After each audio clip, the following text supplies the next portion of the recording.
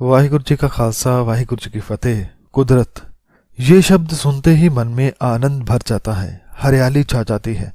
संगत जी, हम सभी को कुदरत बहुत प्यारी लगती है, लेकिन कुदरत कितनी बड़ी है, कैसे इसका फैलाव है, ये कहाँ कहाँ तक फैली हुई है, इसे जान पाना बहुत कठिन है। और इस कुदरत में कौन कौन से राज छिपे हैं, इसे भी पूरी तरह नहीं जाना जा सकता। पर हाँ, जिन्होंने जानने का प्रयास किया है उनमें और जानने की चाह पैदा होती है, क्योंकि कुदरत को जितना हम जानेंगे उसमें से हम बहुत से जीवन के रहस्यों को समझने वाले हो जाते हैं।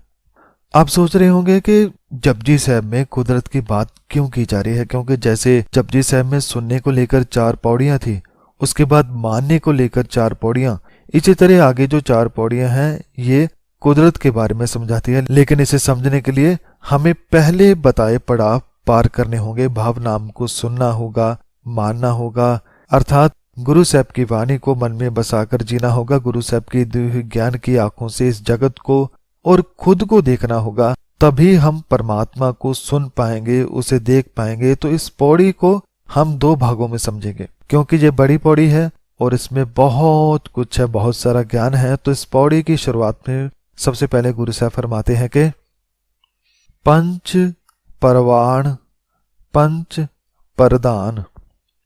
पंच, हम सबको पता है कि पंच कौन होते हैं। हर गांव में पंच होते हैं जिससे पंचायत बनती है। हम खुद इन्हें चुनते हैं ताकि वह मुश्किल की घड़ी में हमारे साथ खड़ी हो सके। पर इस पौड़ी में पंच उसे कहा गया है जिसने नाम को सुना और सुनकर माना। जो इस अवस्था तक जाता है उसे ही गुरु साहब पंच कहते हैं। और ये पंच भाव मन ऐसा पंच है जो सत्य से जुड़ा है, नाम से जुड़ा है, जिसने ना केवल परमात्मा के बारे में पढ़ा सुना बल्कि उसे जिया भी, माना भी, महसूस भी किया। संगत जी, हम कई बार पूछते हैं कि ये जो संत बाबा आदि होते हैं, क्या ये भगवान के दरबार में प्रवान होते हैं या नहीं? तो संगत जी, किसी के बारे में तो हम नहीं बता सकते, लेकिन हाँ, हर कोई अपना हिसाब जरूर लगा सकता है कि मैं परमात्मा की नजरों में प्रवान हुआ हूं या नहीं। यदि हमने ईश्वर के नाम को, भाव उसके गुणों को समझा है, जिया है और प्रेम, दया, मिठास, सब्र, संतोष, भाईचारा, निर्भयता आदि ऐसे प्रभु गुणों को जीवन का अंग बनाया है, तो हम परवान हैं। यानी वह मन परवान है जिसने नाम को सुना है और माना है।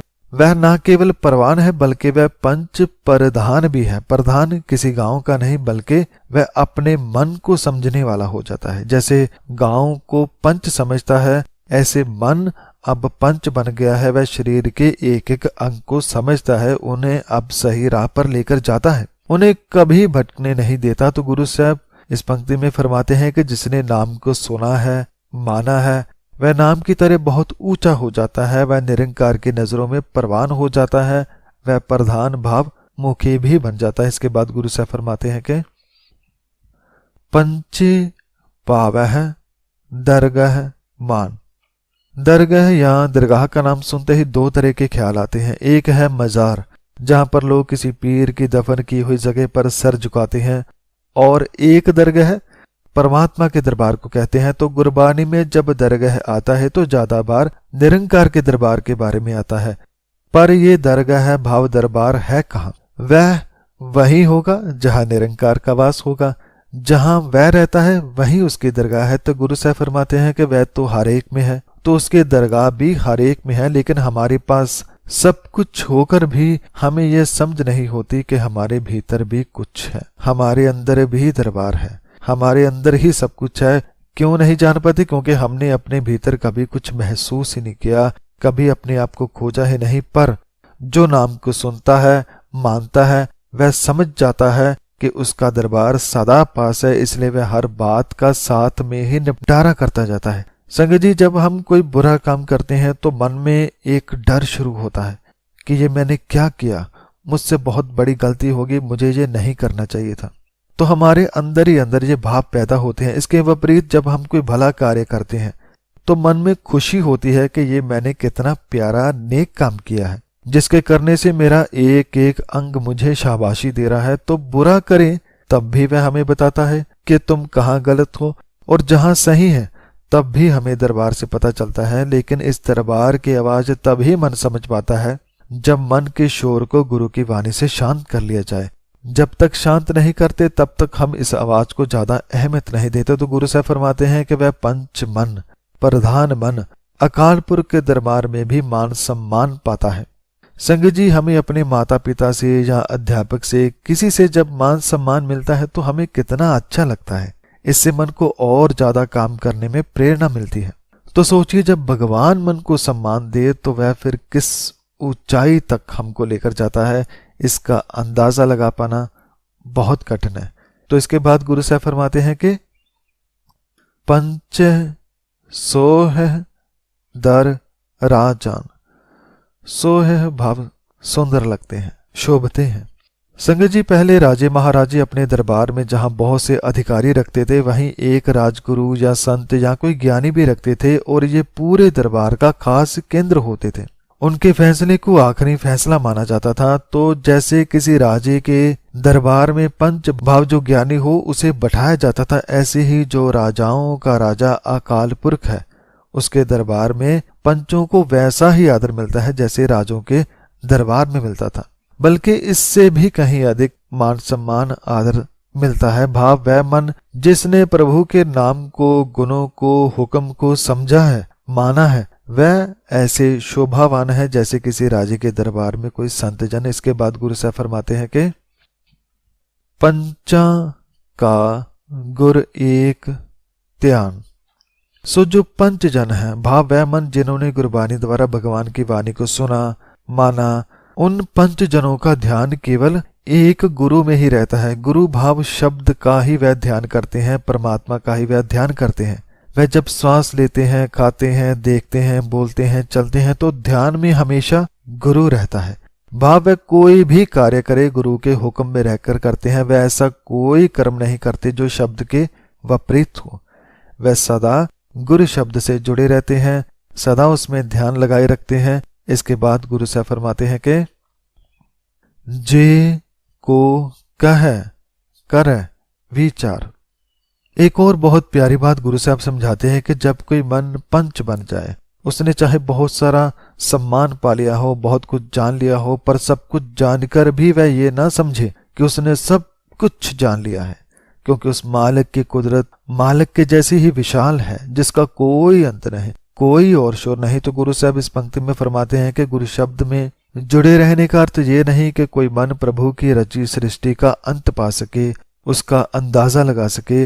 अकाल पुरख की कुदरत का अंत नहीं पाया जा सकता, चाहे कोई भी कह के देखे, बोल कर देखे, लिख कर देखे या विचार करके देख ले। तो इसके बाद अगली पंक्ति में गुरु साहब फरमाते हैं कि करते कै करण नाही सुमार। सुमार का भाव है हिसाब या लेखा।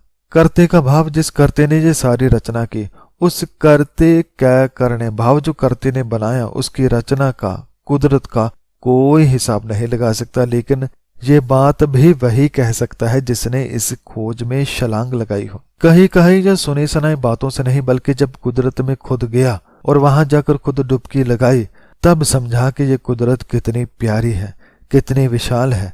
वह मन फिर कुदरत को देखकर चकित होता है और जितना देखता है उतना और आनंदित होता है। और वह कहता है कि सच में करते की रचना का कोई अंत नहीं, इसका कोई हिसाब नहीं, ये बेहिसाब है, ये बेमिसाल है, ये लाजवाब है।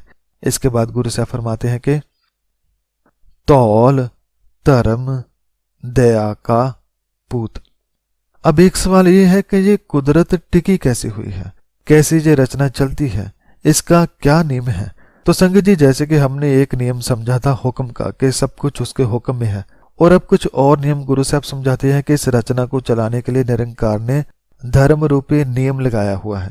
लेकिन धर्म सृष्टि रचना में या हमारे मन में तभी पैदा होगा जब हमारे पास दया होगी। बिना दया के धर्म नहीं पैदा होता। जैसे कि गुरु साहब इस पंक्ति में फरमाते हैं कि अकाल पुरख का धर्म रूपी अटल नियम ही बैल है जो सृष्टि को कायम रख रहा है। ये धर्म दया का पुत्र है। भाव अकाल पुरख ने अपनी मेहर करके, दया करके सृष्टि को टिकाए रखने के लिए धर्म रूपी नियम बना दिया है। संगत जी, हमारा जीवन हो या किसी भी रचना का, उनमें दो गुण बहुत जरूरी हैं। एक है दया जो हमें संसार से जोड़ती है, और दूसरा है संतोष जो निरंकार से जोड़ता है। तो दोनों गुण बहुत जरूरी हैं। और यहाँ पर गुरु साहब फरमाते हैं कि रचना को चलाने के लिए जो नियम है वह धर्म, जो कि दया का पुत्र है। भाव दया से ही धर्म उत्पन्न होता है। और एक बात संगत जी, कि कुछ लोग मानते हैं कि धरती बैल पर खड़ी है, पर गुरु साहब फरमाते हैं कि हाँ खड़ी है, लेकिन वह बैल धर्म है। और ये धरती के नीचे नहीं बल्कि हर एक तरफ है, हर कहीं है। और जिसके मन में धर्म है उसी के मन में एक और गुण पैदा होता है। उसके बारे में गुरु साहब फरमाते हैं कि संतोख थाप रखिया जिन सूत। सूत भाव सूत्र या मर्यादा। जैसे कि पहले समझा कि दो गुण ऐसे हैं जो जीवन में बहुत जरूरी हैं। पहला है दया, दया होगी तो ही धर्म के कार्य होंगे। और जब धर्म होगा तभी मन में एक और गुण आएगा, वह है संतोष, भाव मन की संतुष्टि। जैसे धरती धरती होने पर खुश है, संतुष्ट है, जैसे शेर शेर होने में खुश है, ऐसे ही सभी जीव जो हैं उसी में संतुष्टता है। एक बात और देखिए संगत जी, ये सभी जीव गर्मी में रहकर भी संतुष्ट हैं और हम घरों में रहकर भी असंतुष्ट। वह कड़कती ठंड में संतोष में है और हम घरों में रहकर भी ना खुश। वह बाहर रहकर भी सदा चहचहाते हैं और सब कुछ हमारे पास होकर भी हम रोते चिल्लाते हैं। क्यों? क्योंकि ना हमारे पास दया है, ना धर्म है, ना संतोष है। तो गुरु साहब इस पंक्ति में फरमाते हैं कि अकाल पुरख ने ये रचना अपनी दया से, मेहर से पैदा की और इस रचना को चलाए रखने के लिए धर्म पैदा किया। और जहां धर्म है वही संतोष पैदा होता है। थाप रखा भाव टिका देना, पैदा किया, तो संतोष को पैदा करता है धर्म। भाव धर्म ने अपने मर्यादा के अनुसार संतोष को जन्म दिया है। तो इसके बाद गुरु साहब फरमाते हैं कि जे को बुझे होवे सच्चियार। अर्थात यदि कोई परमात्मा के इस रहस्य को जान ले तो वह सच्चार हो जाता है। भाव उसके मन में सत्य का प्रकाश हो जाता है, अकाल पुरख का प्रकाश हो जाता है। वह सत्य का हिस्सा हो जाता है। कब? जब वह ऊपर बताई पूरी विचार को समझ लेता है। और जो समझता है उसी के मन से फिर सारे भ्रम वहम दूर हो जाते हैं। जैसे एक भ्रम था कि बैल ने धरती को उठाया है, पर जब विचार समझी तो जाना कि असल में बैल नहीं, वह धर्म है जिसने धरती को उठाया है। जब तक धर्म है, दया है, संतोष है, तब तक धरती है। और जब मन पूरी बात को अच्छी तरह समझ लेता है तो वह फिर तर्क की बात करता है। यदि कोई कहे कि नहीं भाई धरती धर्म ने नहीं बैल के सहारे खड़ी है, तो वह कहता है कि तवले ऊपर केता पार। ऐ भाई ऐसी जिद नहीं करनी चाहिए। धवल भाव बैल के ऊपर, केता भाव कितना भार है। भाव इस बात को समझो कि ये धरती का तो कितना वजन है, कोई एक बैल कैसे उठा सकता है। संगत जी, कुछ लोग ऐसे भी हैं जो कछुए के ऊपर धरती को खड़ा बताते हैं, पर अब तो हमारे पास सैटेलाइट्स हैं जिससे पता चलता है कि धरती बिना किसी सहारे की हवा में तैर रही है। और ये कुदरत का बहुत ही खूबसूरत रूप है कि कैसे परमात्मा ने हवा में ही बिना किसी सहारे के कितनी सारी धरतियों को, कितने सारे ग्रहों को टिका कर रखा है। और यदि बैल के ऊपर धरती को बताया जाए तो उसके बारे में आगे गुरु साहब फरमाते हैं कि धरती होर पर होर होर। अर्थात यदि धरती किसी बैल पर है तो बैल कहाँ खड़ा है? फिर कहना पड़ेगा कि वह किसी और धरती पे है। तो फिर वह धरती को किसने उठाया है? उसे एक और बैल ने। फिर तो चाहे हम कितनी ही धरतियां गिनाते जाएं उसका अंत नहीं। धरती के नीचे बैल है, बैल के नीचे फिर धरती, धरती के नीचे फिर बैल, इसका कोई अंत नहीं है। और तिस ते पार तले कवन जोर।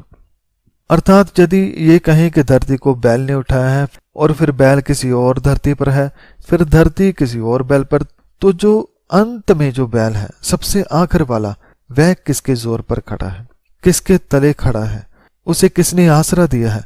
तो फिर ये मानना ही पड़ता है कि ऐसा अनुमान लगाना कि धरती किसी बैल पर खड़ी है, ये गलत है। पूरी बात क्या है ये गुरु साहब पहले ही समझा चुके हैं कि बैल तो है, लेकिन वह बैल है धर्म, कोई और बैल नहीं। और वह बैल कहाँ टिका है? वह टिका है दया पर। दया होगी तभी धर्म होगा। और जब धर्म आता है फिर मन संतोष से भरता है। तो इसके बाद अब गुरु साहब कुदरत के कुछ और कौतुकों के बारे में फरमाते हैं जो पंच मन जानने योग्य हो जाता है। संगत जी, अभी ये पौड़ी पूरी नहीं हुई है, इसके आगे कुदरत के बारे में विचार है कि उसमें क्या क्या है, उसे हम अगली वीडियो में समझेंगे। मतलब इसके दूसरे भाग में बाकी के जो विचार है उसे समझने का प्रयास गुरु साहब की कृपा से करेंगे।